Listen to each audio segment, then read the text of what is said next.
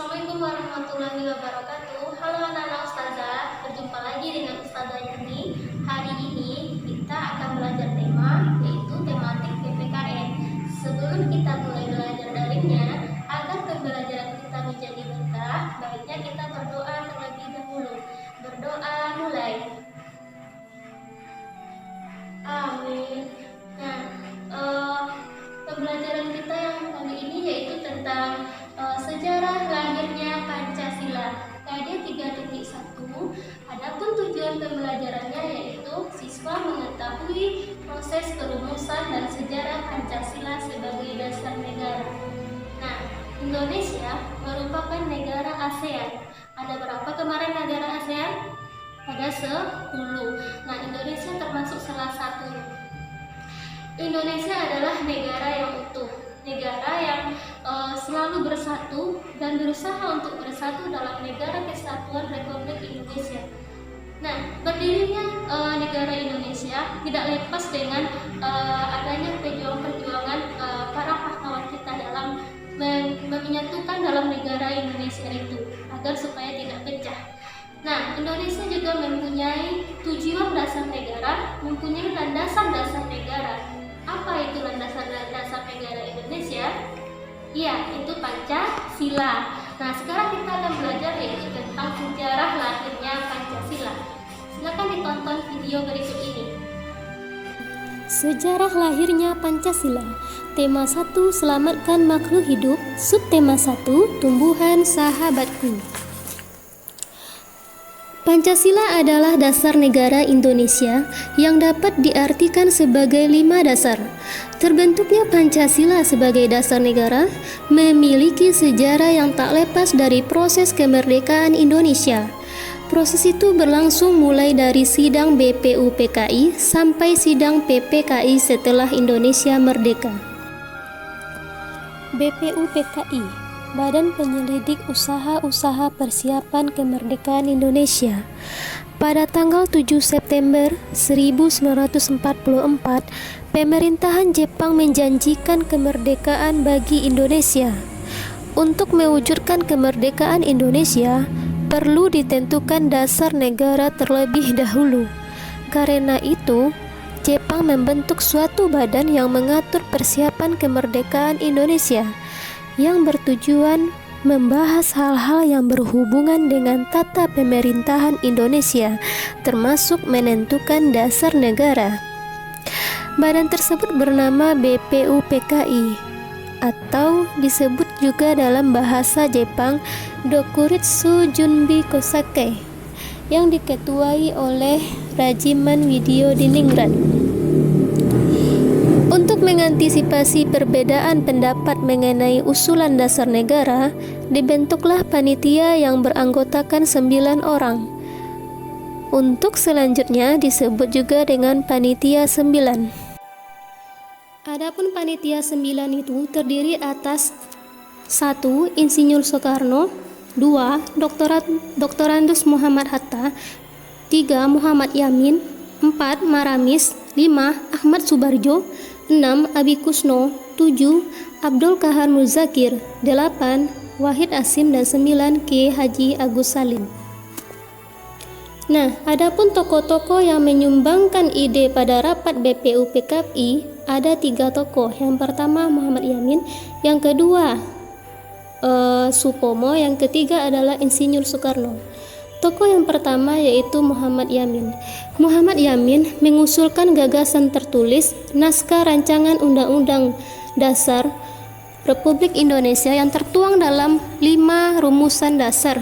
Yang pertama yaitu ketuhanan yang Maha Esa, 2. Kebangsaan persatuan Indonesia, 3. Rasa kemanusiaan yang adil dan beradab, 4. Kerakyatan yang dipimpin oleh hikmah kebijaksanaan, 4. Kerakyatan yang 5. Keadilan sosial bagi seluruh rakyat Indonesia. Yang kedua yaitu Supomo. Dalam usulannya, Mr. Supomo memaparkan usulannya sebagai berikut. 1. Paham persatuan, 2. Perhubungan negara dengan agama, 3. Sistem badan permusyawaratan, 4. Sosialisasi negara, dan 5. Hubungan antar bangsa yang bersifat Asia Timur Raya. Yang ketiga yaitu Insinyur Soekarno. pada tanggal 1 Juni 1945. Insinyur Soekarno mengusulkan 5 dasar negara yang dinamakan yaitu Pancasila.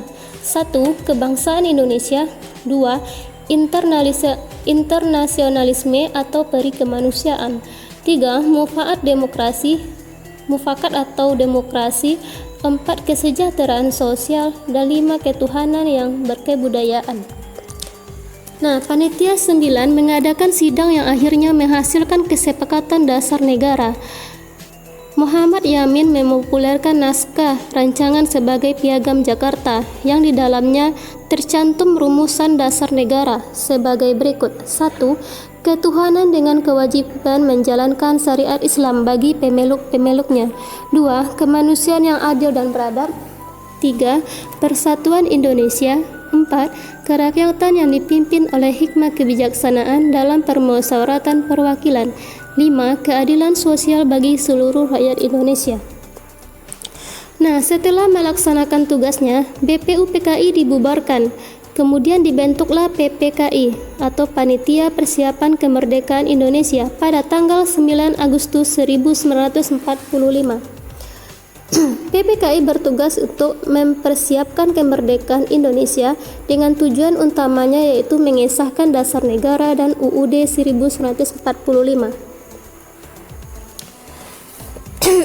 Dr. Andes Muhammad Hatta mengusulkan adanya perubahan kata pada dasar negara, yaitu mengubah kata ketuhanan dengan kewajiban menjalankan syariat Islam bagi pemeluk-pemeluknya dirubah menjadi ketuhanan yang Maha Esa.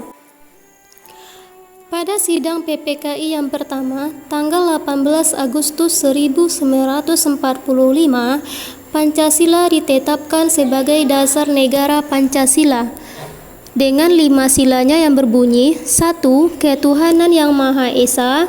2. Kemanusiaan yang adil dan beradab. 3. Persatuan Indonesia. 4. Kerakyatan yang dipimpin oleh hikmah kebijaksanaan dalam permusyawaratan atau perwakilan. 5. Keadilan sosial bagi seluruh rakyat Indonesia. Nah, tadi antum sudah menonton tentang video pembelajaran dari Ustazah, yaitu proses perumusan sejarah lahirnya Pancasila. Nah, Pancasila ternyata memang mengandung unsur-unsur ajaran agama Islam di dalamnya, yaitu pada sila yang pertama yang berbunyi yaitu ketuhanan yang Maha Esa. Namun bukan berarti Indonesia itu semuanya akan membahas tentang ajaran agama Islam saja, bukan ya. Tapi Indonesia banyak atau kaya sekali dengan keberagaman agama. Contohnya Islam, Hindu, Buddha, Kristen, dan lain-lain.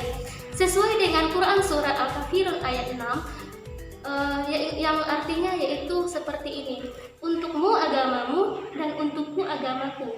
Nah, di situ bisa kita ambil kesimpulan bahwa kita sebagai negara Indonesia, walaupun berbeda-beda agama, kita harus saling menghargai dan menghormati agama-agama penganut di Indonesia. Nah, mungkin itu dari kesimpulan pembelajaran kita hari ini. Jika masih ada yang kurang mengerti atau kurang paham dengan lahirnya Pancasila, silakan di Japri dan WA Ustazah. Mungkin cukup sekian pembelajaran kita hari ini. Jangan lupa mengucapkan terima kasih kepada ayah bunda antum karena telah membimbing antum dalam proses pembelajaran dari rumah. Nah, akhir kata, mari kita tutup pembelajaran kita dengan mengucapkan Alhamdulillah.